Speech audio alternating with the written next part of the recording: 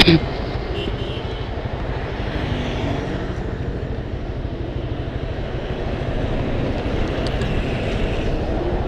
yung ano pala. Yung langis na isa.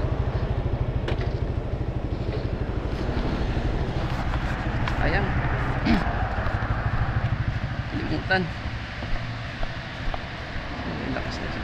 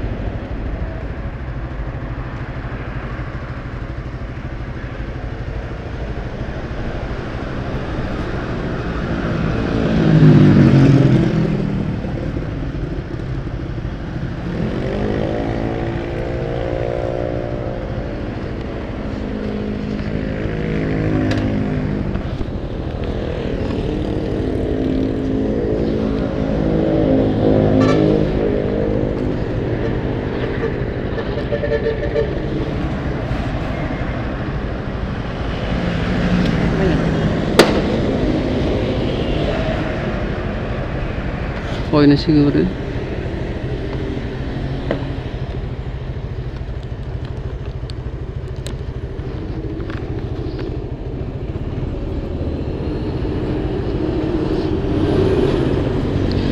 Okay, hello mga ka-DG. Yan, katatapos ng ating change oil.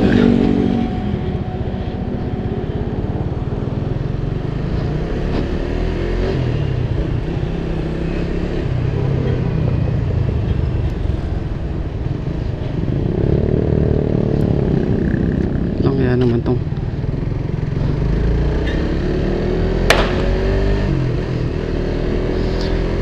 hello mga ka-DG, yan, tapos na tayo magpa-change oil. So biyahe na ulit tayo.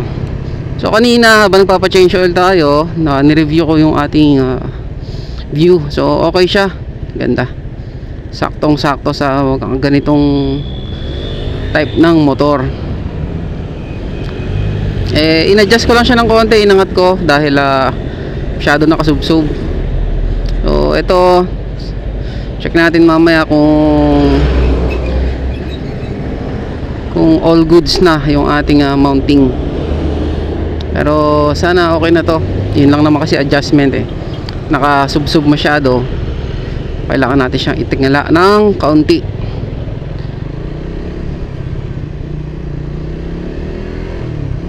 Okay.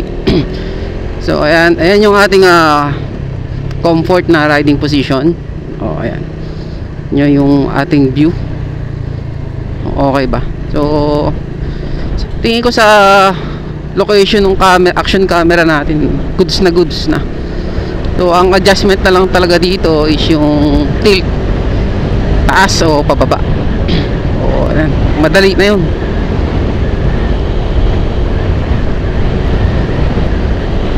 Ayan. Ayos na ayos. Ang isa pa maganda siguro dito, yung sa ating pag sa na ano kasi pag nandun sa may ating helmet, nasa chin strap, nakakangalay, no, yung sa leeg natin pag sa ganitong position, kasi nakasubsob tayo. Tapos may bigat din naman yung ating camera, siyempre may kahit paano konti, plus yung ating ride position, ang laking impact sa leeg natin. Talagang ngalay. Awit overload yun. Awit ngawit overload. So dito pag naka chest mount at sa chest strap, ang ganda, hindi mangangalay yung leg mo. At isa pa nun, diba, parang nakayakap sa'yo dahil dun sa higpit ng mga strap. Yung strap